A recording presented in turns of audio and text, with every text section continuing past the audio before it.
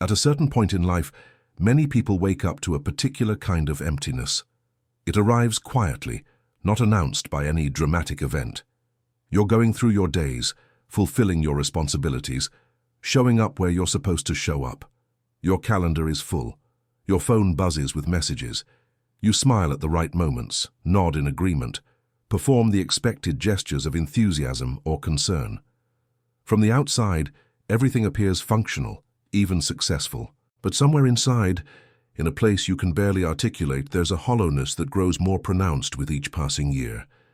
It's not depression exactly, not the heavy grey that makes getting out of bed impossible. It's subtler than that. It's more like the sensation of being a spectator in your own life, watching yourself move through prescribed motions, saying things you're supposed to say, wanting things you're supposed to want. And naturally, when this happens, people become confused. They think they've lost something, misplaced some essential piece of themselves along the way. They remember being more vibrant once, more certain, more alive. They assume the answer is out there somewhere in a different job, a new relationship, a spiritual practice, a change of scenery. But what if I told you that this emptiness isn't a problem to be solved, but a message you've been refusing to hear? You see, most of what we call living is actually an elaborate performance of avoiding a single terrifying responsibility. This is what the Danish philosopher Søren Kierkegaard spent his entire life trying to articulate. He called it despair, but not in the conventional sense. Kierkegaard identified what he termed the sickness unto death, which is the despair of not being oneself. It's the quiet agony of living inauthentically, of allowing your existence to be defined entirely by external reference points, what your family expects, what society values, what your peers are doing, what appears safe or respectable or normal. The person caught in this despair doesn't necessarily appear miserable. They might be quite successful by ordinary standards, but they are, in Kierkegaard's terms, sleepwalking through existence. They've never actually chosen themselves. They've never taken responsibility for their own becoming. Now, you might think this sounds like standard advice about finding yourself or being authentic, the kind of thing you'd see on an inspirational poster. But Kierkegaard was pointing to something far more radical and far more unsettling. He wasn't talking about discovering some pre-existing true self buried beneath social conditioning. He was talking about the terrifying freedom of creating yourself through choice, of accepting that you are the author of your own existence, and that this authorship cannot be delegated to anyone else. This is what most people spend their entire lives avoiding. Because once you see it, once you really understand that you are radically free and radically responsible, you can never quite return to the comfort of unconsciousness. It's like living your whole life following a script someone else wrote. Maybe it's a good script. Maybe it contains admirable scenes, noble sentiments, moments of apparent joy. You've memorized your lines perfectly. You hit your marks. The other actors nod approvingly when you deliver your speeches. But here's what happens over time. You start to notice a strange dissonance. The words coming out of your mouth don't feel like yours. The desires you're pursuing feel hollow, as if you're reaching for things simply because the script says you should reach for them. You accomplish what you're supposed to accomplish, and you feel nothing. Or worse than nothing. You feel the peculiar nausea that comes from succeeding at someone else's idea of success. This is where Kierkegaard's concept of the crowd becomes crucial. The crowd, in his philosophy, isn't just a physical gathering of people. It's a way of being in the world where you allow your existence to be determined by collective opinion, by what they think, by the anonymous authority of the general. The crowd thinks in you. The crowd wants through you. The crowd lives instead of you. And the insidious thing about the crowd is that it feels safe.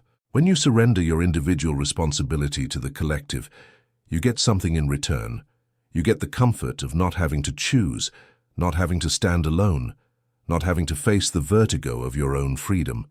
But the cost of this comfort is everything. The cost is your existence itself. Once you see this pattern clearly, you start to notice it everywhere. You see people making enormous life decisions, not based on any genuine relationship to themselves, but based entirely on what will look good, what will garner approval, what will fit the template of a successful life. They marry because it's time to marry. They pursue careers not because they feel called to the work, but because the work confers status. They adopt opinions, not because they've actually thought them through, but because these are the opinions their tribe holds. And underneath all of it is a terrible anxiety, barely acknowledged, that whispers, "Who am I really? What do I actually want? What would happen if I stopped performing?" But here's where things get truly difficult, where the path narrows and most people turn back. Let me give you an analogy. Imagine you've been living in a house that was built for you by other people. Your parents laid the foundation based on their values and fears. Society designed the floor plan according to its conventions. Your culture furnished the rooms with its approved aesthetics. For years, maybe decades, you've walked through this house thinking it was yours. Then one day, you notice something. A wall feels wrong. The arrangement of furniture makes no sense to you. The colors are someone else's colors.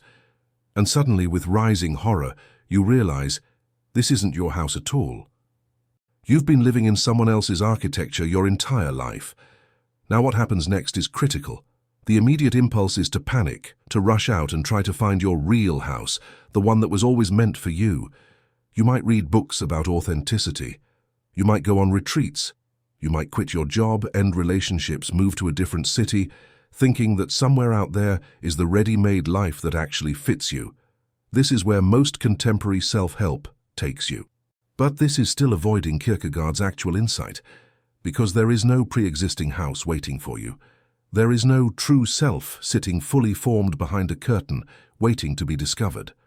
What there is, what there has always been, is empty space, and the raw materials of existence, and the terrifying freedom to build something yourself. And this period, this transition between realizing the falseness of the old structure and accepting the responsibility of creating something new, this can last quite a while. It's not a dramatic transformation that happens over a weekend workshop. For some people it lasts years, for others it lasts a lifetime, and they die having glimpsed the possibility but never fully inhabited it. During this period, you're caught between two worlds. The old certainties have crumbled, but you haven't yet found your ground in something new. You no longer believe in the crowd's definition of success, but you haven't yet discovered what success might mean for you. You can see through the roles you've been playing, but you don't yet know how to live without roles entirely. I must warn you about something that happens during this transition. The usual response is to try desperately to return to unconsciousness. You see this all the time. Someone has a moment of genuine awakening, a flash of recognition that their life has been inauthentic. They feel the terror of it, the vertigo of freedom, the weight of responsibility. And then, within days or weeks, they find some way to put themselves back to sleep. They plunge into a new ideology that tells them exactly who they should be. They adopt a ready-made identity, spiritual or political or professional, that once again relieves them of the burden of choosing themselves. They exchange one script for another, one crowd for another. They might think this is transformation, but it's actually a subtler form of the same evasion.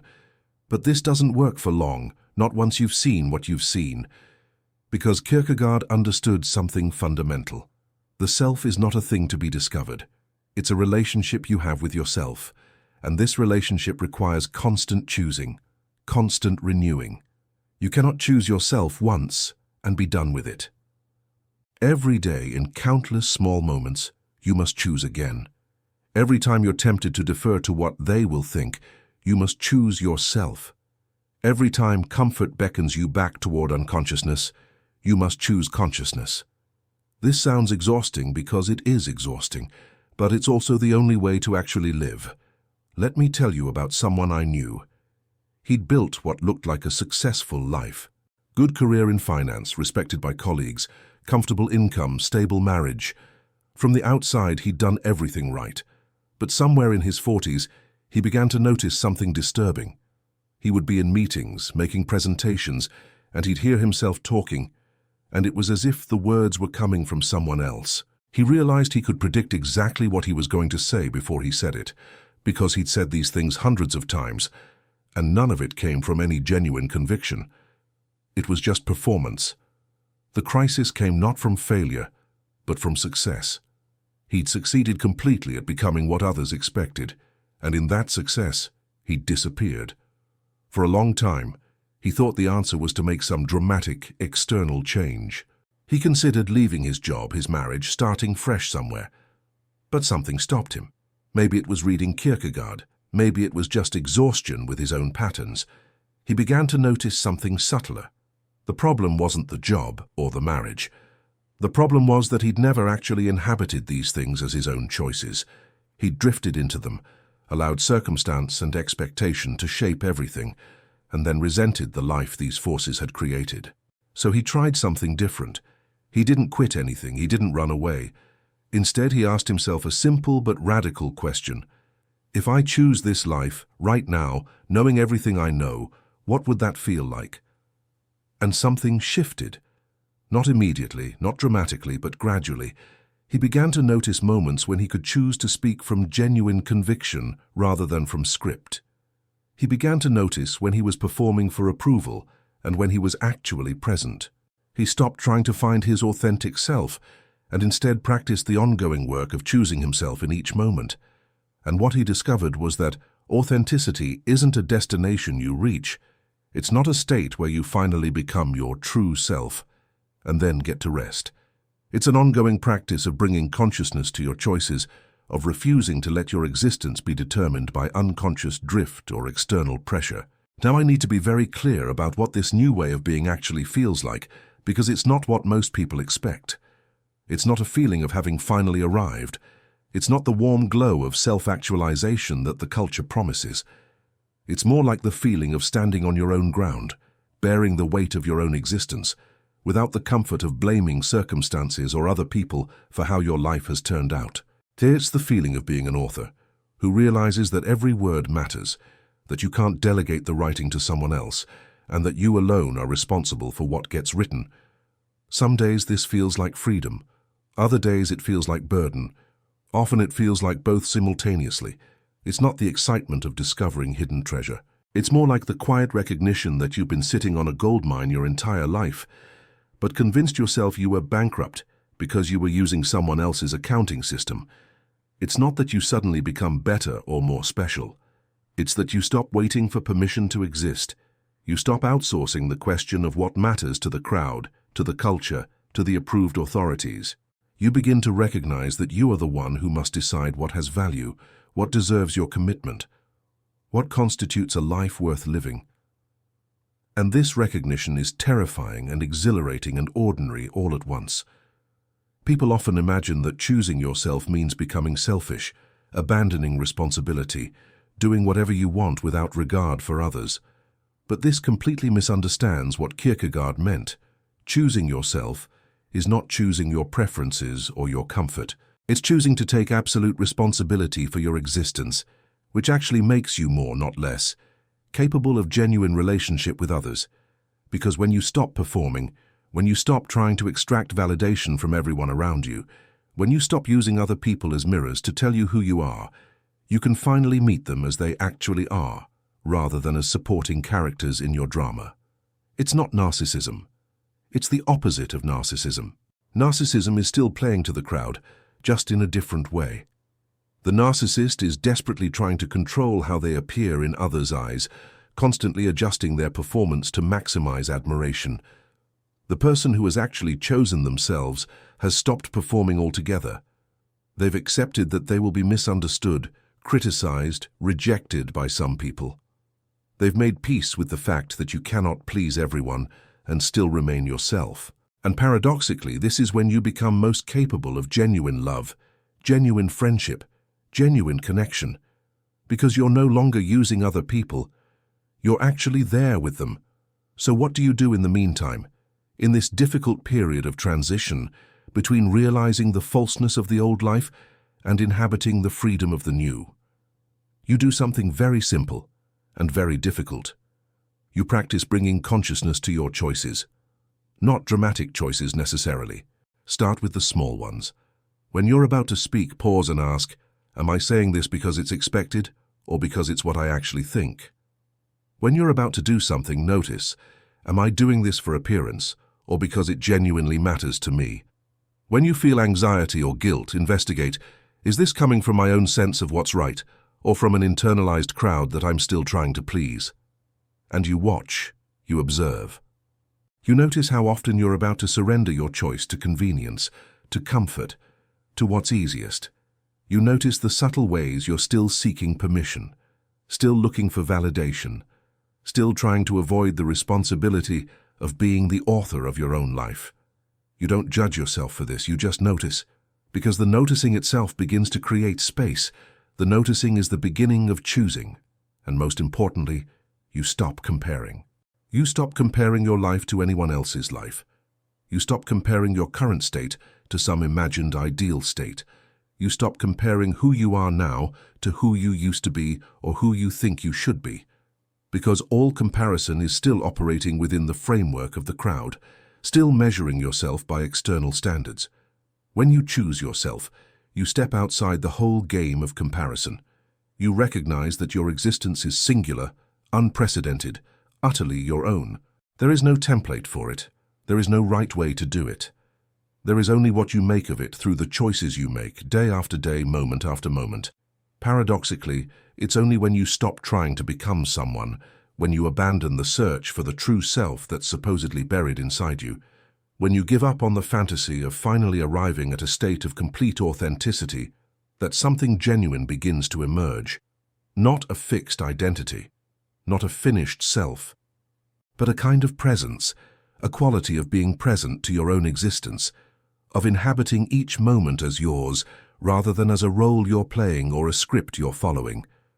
And this presence doesn't announce itself dramatically. It doesn't feel like enlightenment or achievement. It feels more like coming home after a long journey, only to realize you were never actually away. Perhaps the reason you feel so empty, so hollow, so much like a ghost in your own life, is that you've outgrown the script you've been following. Not because you're better than the script, not because you've evolved beyond it, but because something in you recognizes that it was never yours to begin with. You've been living in borrowed clothes, speaking in borrowed words, wanting borrowed wants. And the emptiness you feel isn't a lack of something. It's the space that opens up when the false structures begin to crumble, when the roles you've been playing start to feel too small, when the crowd's voice starts to sound hollow in your ears, and then you're thrown back on yourself, not on some idealized version of yourself, not on the self you wish you were or think you should be, but on the simple, undeniable fact of your own existence, here, now, with all its uncertainty and responsibility and terrifying freedom. And it's not nothing. It's not the empty void you feared. It's everything. It's the raw material of a life that could actually be yours if you have the courage to choose it, again and again and again, without guarantee, without applause, without the comfort of knowing you're doing it right. You just forgot for a while that this was always an option. You can remember now.